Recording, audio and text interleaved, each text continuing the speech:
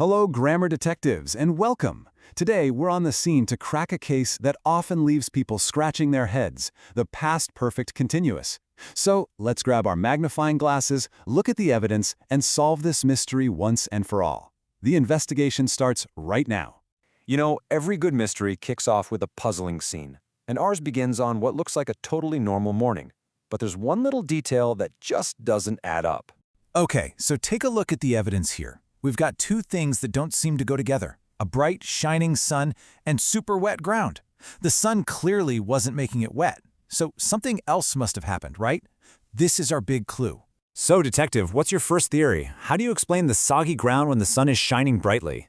The secret is hiding in something that happened before our character even peeked out the window. To solve this, we gotta go back in time. But not just to the regular past. No, we need to go into the past of the past. And this is exactly where our key grammatical clue comes into play. And there you have it. Simple, clean, and it solves the puzzle perfectly. See? The rain wasn't happening anymore when our character looked outside, but the evidence it left behind, that wet ground, was still plain as day. This one little phrase gives us the whole backstory. Okay, so this is the official name for our grammar tool. The past perfect continuous is all about giving context. It's perfect for describing a longer action that was going on before the main past event you're talking about. The raining happened, and then it stopped, right before our character looked out the window. And you want to know the best part? The formula is so straightforward. You just need your subject, you add had been, and then you pop an ing onto your verb. I had been waiting, she had been studying, it had been raining. It's super simple to build, but man, is it a powerful tool in your detective kit. Now, any good detective knows you have to rule out other suspects. To make absolutely sure we're using the right tool for the job, we need to compare the past perfect continuous with a couple of lookalikes that could totally throw us off the scent. So what's the big difference here? It's all about the timeline. On the left, I've been waiting describes something that was happening up until a past event, the moment the bus arrived. But on the right, I've been waiting leads right up to the present moment, right now. So the question you always have to ask is, does this action connect to a past moment, or does it connect to now? Okay, let's look at another common mix-up. On the left, our tool, the past perfect continuous, is all about explaining the why. Why was the ground wet? Because it had been raining. But the past continuous on the right, well, that tells you what was happening at that exact moment. The sun was shining just describes the scene when they went out.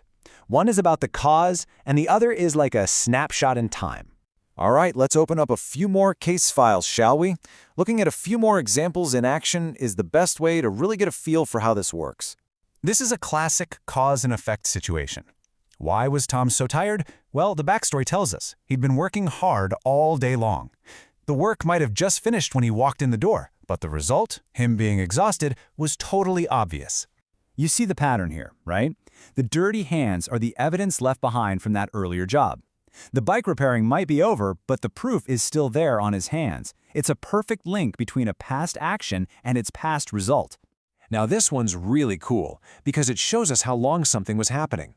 The tennis game was going on for a while, about half an hour, and then bam, another past action came in and interrupted it. The had been playing part sets that longer background scene for the sudden event of the rain. Okay, detective, hold on. Before you run off and start using this tool everywhere, there is one golden rule you've absolutely got to know. There are certain times when this tense just won't work.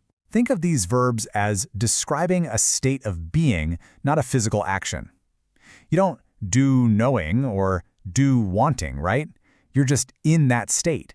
And because they aren't really actions, we almost never use them with ing in continuous forms. So, with a state verb like know, the solution is simple. We just switch to its simpler cousin, the past perfect.